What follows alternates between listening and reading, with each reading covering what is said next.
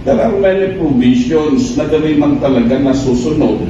Unang-una, kasal ka na pagpapaniwala kadto sa mga kagawad na nag-sponsor kadto ng kulong services ka na irrigation ka na prime water will be extended not only to the 23 barangays, hindi namin at 36 barangays. Ito naman ang naging pahayag ni Irigas City Mayor Rex Oliva sa katatapos lamang na public hearing ngayong araw ukol sa aniyay mahinang serbisyo at hindi nga pagtalima ng Prime Water sa mga provisions na napagkasundaan noon pa na magsimula ang joint venture agreement nito sa Water District ng Lungsod.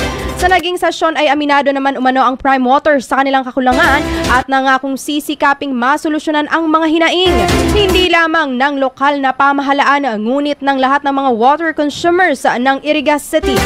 Ayon kay Engineer Mark Anthony Moroda II, ang mismong branch manager ng Prime Water Iriga, gagawa sila ng kaukulang hakbang at susubukang ipaabot na ang mga isyong umiiral sa nakatataas bilang bahagi ng kanilang recovery plan.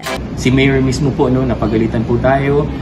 Tayo po ay gagawa ng report, kaukulang mga mga kaukulang action. Sabi nga kanina, ipatupad yung provision ng joint venture. So if yung Santa Maria kasi nagawa, +1 yun. So since hindi nag-materialize, so set aside natin.